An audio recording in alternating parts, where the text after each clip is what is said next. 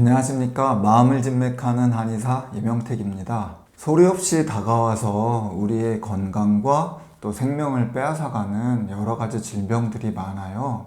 그 중에 대표적인 것이 심근경색인데요. 어제까지 또 그냥 잘 생활하다가 갑자기 돌연 사망하게 되는 아주 무서운 질환이죠. 이거랑 또 비슷한 것이 공황장애 때도 이걸 느끼기가 쉽거든요. 이런 굉장히 겹치는 증상들이 많아요. 혹시 이 심장질환하고 공황장애하고 궁금하시면 저희 유튜브 지난번에 제가 찍어놓은 그게 있거든요. 그것을 한번 보시면 도움이 될 것 같습니다. 그래서 오늘은 심근경색이 우선은 어떤 병인지, 어떤 전조 증상이 있고 어떻게 하면 또 위급해지는지 제가 가이드를 드릴 거고요.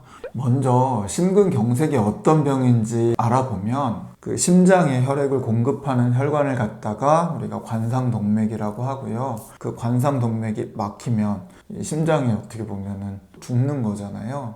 그렇게 되면 심장 근육이 파괴되고 괴사가 되고 또 세포들도 손상이 되는 그런 상태를 말하는 겁니다.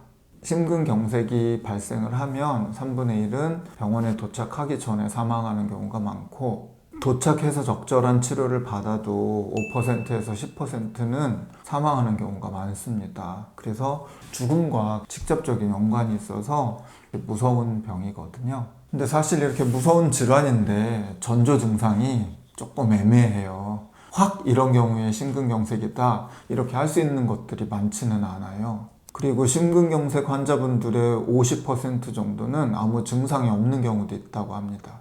그리고 건강검진에서도 뭐가 이렇게 안 나타나는 경우도 있어요. 그래서 심근경색을 나타내는 전조 증상을 빠르게 캐치해서 병원으로 빨리 가는 것이 그것이 가장 최선입니다. 그 전조 증상 첫 번째는 가슴이 뻐근하게 아픈 겁니다. 특히 가슴 중간이 아주 뻐근하게 이렇게 아파와요. 그리고 약간 누르는 느낌도 들고 이 증상이 목이나 어깨 이쪽으로 이렇게 펼쳐지는 그런 느낌도 있습니다. 두 번째로는 식은땀과 호흡곤란을 동반한 어지러움입니다. 그리고 약간 머리가 빈혈처럼 빈 느낌을 받기도 하고요. 그리고 세 번째는 이게 가장 중요할 수도 있는데 약간 체한 듯한 느낌이에요. 실제로 심근경색 환자분들 중에는 체했다고 해서 이렇게 손발을 따고 이런 경우들도 있는데, 그래서 저희도 임상에서 체했다고 오셔가지고 이렇게 소화제를 달라거나 침을 놔달라고 하시면 그때는 굉장히 긴장할 때가 있어요. 그래서 혈압 같은 걸 체크하기도 하고 그냥 병원 가서 심전도나 이런 것들 한번 해보라고 보내드리는 경우가 있거든요. 위장하고 심장은 위아래로 이렇게 위치하고 있기 때문에 심장에 있는 그 관상동맥 중에 하나가 약간 위장 쪽으로 내려가는 게 있어요. 이 혈관에 문제가 생겼을 때 소화가 안 되고 체했다고 느끼는 경우가 많습니다. 그리고 또 연세가 드신 분들은 심장이 아픈데 약간 그 통증에 대해서 조금 무감각하고 이런 분들은 위장이 아프다고 느끼는 분들도 있고요. 또 통증 자체가 어떤 경우에는 오른쪽 팔로 이렇게 오는 경우도 있고, 전혀 심장과 상관없는 목이 졸리는 그런 느낌도 있고, 또 안면에 통증을 느끼거나 소변을 제대로 못 보는 증상도 있습니다. 이런 증상들이 15분 이상 지속되고 평소 같지 않다면 119를 타고 병원에 가는 것이 필요합니다. 심근경색에는 골든타임이라는 것이 존재하기 때문인데요. 급성 심근경색인 경우에는 심근경색 전조 증상, 가슴이 뻐근하거나 이런 증상이 난 이후에 2시간 이내에 치료를 받는 것이 예후가 좋고요. 8시간까지도 예후가 나쁘지는 않습니다. 12시간이 지나면 예후가 안 좋게 되고요. 24시간이 지나면 막힌 혈관을 뚫더라도 심장 기능이 회복이 잘 안 되는 경우가 많아요. 그래서 아까 말씀드린 전조 증상들이 있으면 119를 타고 빨리 응급실 가는 것이 좋겠습니다. 갔다가 심장질환이 아니고 다르게 공황이나 심장에 이상이 없는 경우도 있거든요. 근데 그렇게 되면 귀찮고 병원 가는 게 힘들고 시간을 쓰긴 했어도 다행이잖아요. 그리고 우리가 심장마비라는 거 있잖아요. 급성 심근경색으로 인해서 심정지가 왔을 때는 골든타임이 4분이에요. 심장이 뛰지 않아가지고 맥박이나 호흡이 정지가 되면 4분부터는 뇌가 손상을 받기 시작해요. 그리고 이때 심폐소생술을 하지 않으면 산소가 뇌로 공급이 되지 않아서 뇌가 치명적인 손상을 받게 됩니다. 심정지 발생 1분 이내로 심폐소생술을 하면 97%가 생존율이 되고요. 1분이 지날 때마다 7%에서 25%씩 생존율이 감소하게 됩니다.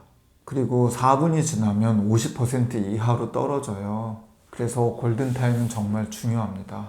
심근경색을 유발하는 요소들이 있는데요. 비만, 고혈압, 당뇨 같은 것들은 누구나 다 알듯이 심장질환을 일으키는데 너무나 잘 알려진 이야기니까 잠깐 옆으로 제껴두고요.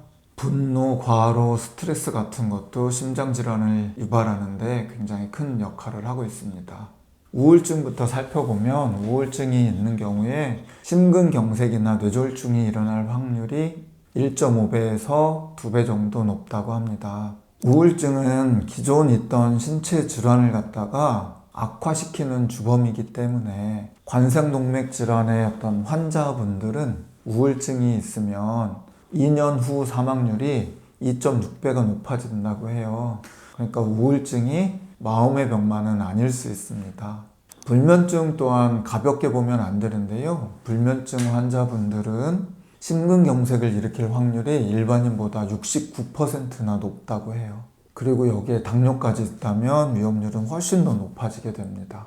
그리고 하루 5시간 이하로 잠을 자는 분들은 6시간이나 8시간 자는 사람들보다 한 1.5배에서 1.7배 정도로 심근경색을 겪을 가능성이 높다고 합니다. 아무래도 잠을 자지 못하면 교감신경계가 지속적으로 자극이 돼서 심혈관계 위험률이 증가하게 됩니다. 하루에 7, 8시간의 양질의 수면을 취하는 것이 심장에도 도움이 됩니다.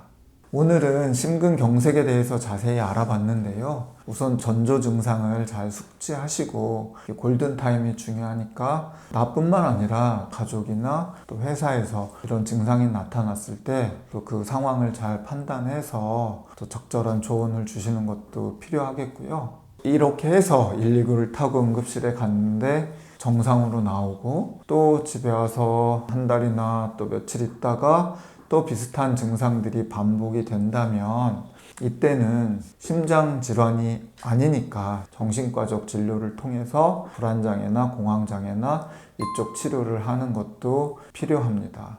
지금까지 심근경색에 대해서 설명을 드렸고요. 다음번에 더 유익하고 건강한 내용으로 여러분들께 인사드리도록 하겠습니다. 감사합니다.